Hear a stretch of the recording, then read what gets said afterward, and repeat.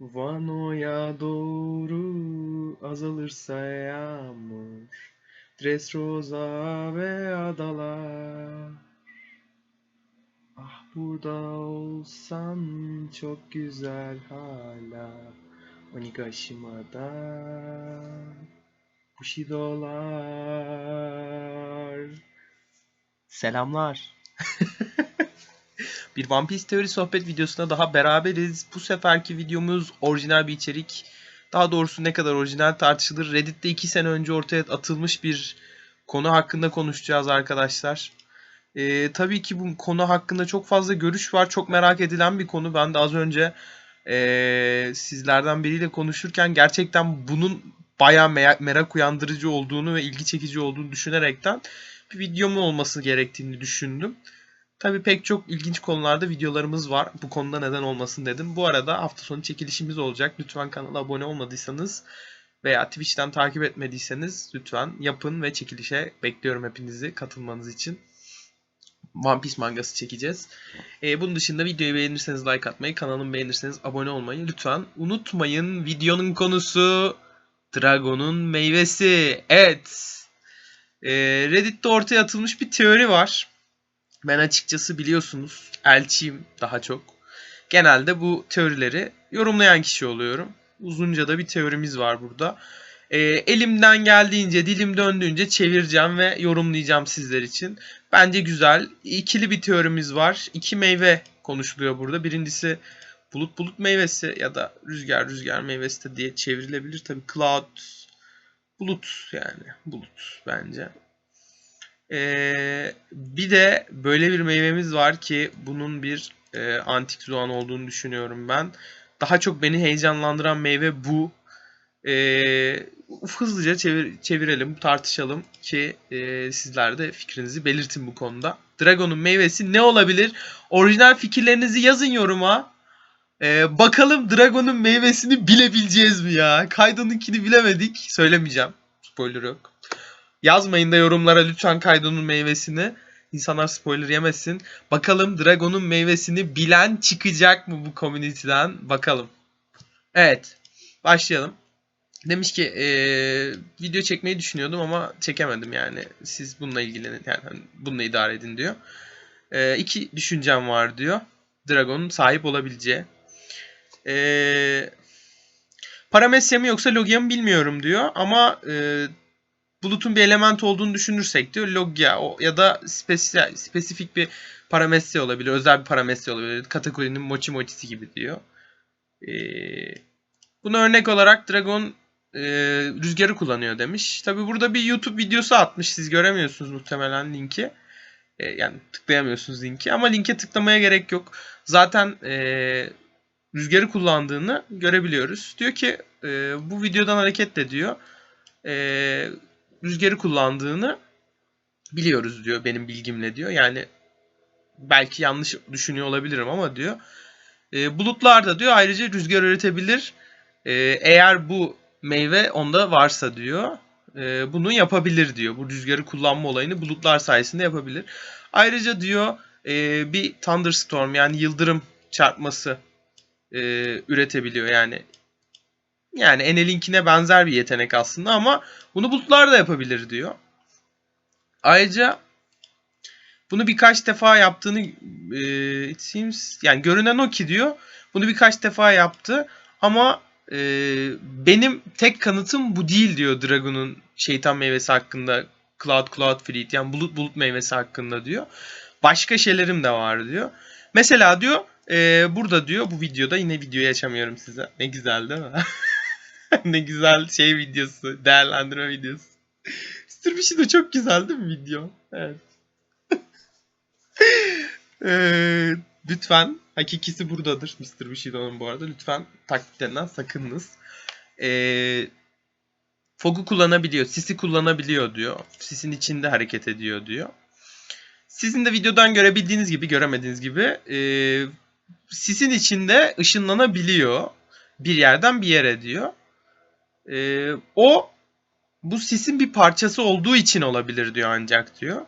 Bundan dolayı diyor zaten diyor sisler de diyor çok fazla buluttan oluşan bir parçasıdır diyor yerin diyor. Bu konuda yanlış düşünüyor olabilirim diyor ama bence diyor bu bulut meyvesi olduğuna dair bir kanıt diyor. Mangada da olduysa diyor, yani mangada oldu mu bu bilmiyorum bu attığım videodaki olay ama bence olmuştur diye düşünüyorum diyor. Ayrıca bu yağmur da, yani Logi Town'daki yağmur da muhtemelen o video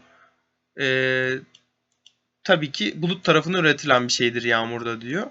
Bence diyor bu çok mantıklı diyor.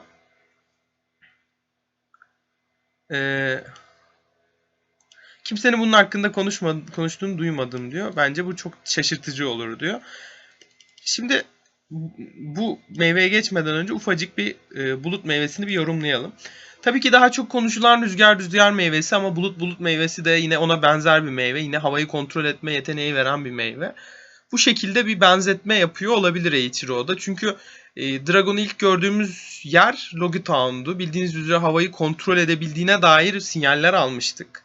Ve daha sonraki göründüğü yerlerde de hep havanın kapalı olduğunu, bulutlu olduğunu, yağmurlu olduğunu vesaire görmüştük. Ve Roger'ın gemisinde Shiki ile savaştığında da bir afet çıkmıştı ortaya. Tabi buradan hareketle insanlar Dragon'un bir antik silaha sahip olduğunu düşünüyordu. Ya da sahip olduğu meyvenin bir antik silah olduğu düşünülüyor. Sahip olduğu meyve hala bir antik silah gücünde bir meyve olabilir. Yani antik silah diye nitelediğimiz şey onun gerçekten sahip olduğu meyve olabilir. Bulut meyvesi de buna uymayan bir meyve değil. Rüzgar meyvesi gibi. Yine belki bir ihtimal suyu da kontrol etmesini sağlayan bir meyve bu.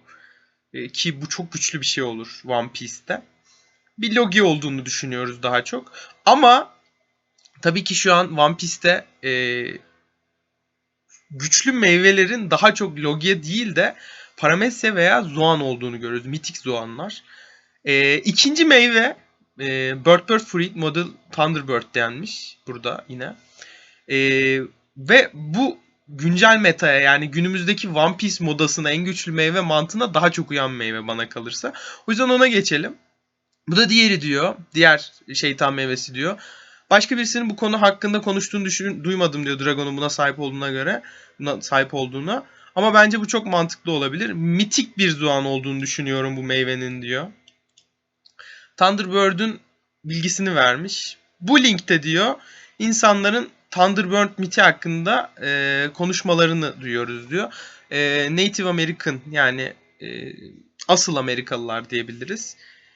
İçin bir mitik, yani efsanevi bir canlıymış bu. Algonquian bilgisine göre bu kuşların neler yaptığı hakkında bilgi veriliyor diyor. Thunderbird The Thunderbird, yani yıldırım kuşu diyebileceğimiz bir kuş. Şimşek fırlatabiliyor. Yıldırım fırlatabiliyor. Create Thunder by flipping its. Kanatlarını çırparak üretiyormuş bunu. Biz bunu Dragon'un yaptığını görmedik mi diyor. Yani Luffy'yi kurtarırken biz bunu Dragon'un yaptığını görmedik mi? Logi Town'da yaptığını görüp görmediğimizden bahsediyor galiba. Yani ilginç. İlginç olabilir. Yağmuru kontrol ederler. Hail and light in fighting in deeds of greatness. Burayı çeviremedim. Hail and light. Light memnun olmak mı? Bilemedim. Hail buz muydu? Fırtına galiba. Fırtına. Savaşırken fırtına ve yağmur oluşturuyorlarmış galiba anladığım kadarıyla. Yani bu da Dragon'a da çok uyuyor demiş. Wikipedia sayfasını okumaya devam ederseniz demiş. Yılanlarla Great Horn. Horn boynuz muydu? Öyle hatırlıyorum sanki. Büyük boynuzlu yılanlarla dövüştüklerini görürüz. Bunlar büyük boynuzlu yılanların düşmanıdır. The Misikini Kinubik. Wow. Bu neymiş be? Bakacağız ama videoda muhtemelen. Size editlerken atarım fotoğrafını. And have... Ha, bunun insanları bunlardan korumuşlardır diyor. Yok. And have prevent this from overrun. Aynen, dünyayı bunlardan korumuşlardı, insanları boğazlamalarından. Bu da diyor sembolik bir anlam diyor. Dragon'un devrim ordusu hakkında diyor. Hükümeti, yani boynuzlu yılanları temsil eden hükümeti yenen Dragon da bunun bir sembolü diyor. Dragon'un mantığıyla yaklaşırsak diyor, Celestial Dragon'lar bu boynuzlu yılanlar olabilir diyor. Of of of of. Düşünün diyor bir diyor. Nasıl ki diyor Native Amerikalılar, yani asıl Amerikalılar Avrupalılarla ve Batılılarla kapıştıysa diyor. E, Devrimciler de öyle kapışıyor diyor. E,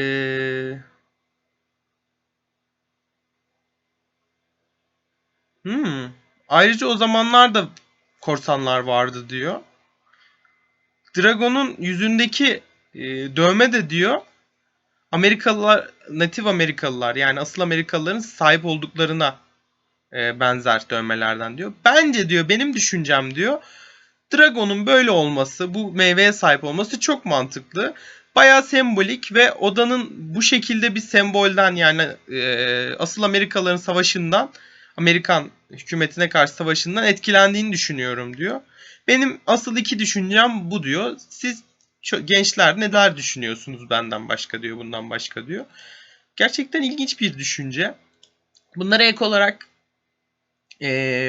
bir de Dragon'un gerçek ejder meyvesine sahip olduğuna dair teoriler var tabi. Bir ejderha olabileceğini, çünkü adı Dragon ya hani. Bir ejderha meyvesine sahip olabileceğine dair teoriler var. Bunun dışında rüzgar meyvesinden bahsettim keza. Aklıma ilk gelenler bunlar arkadaşlar.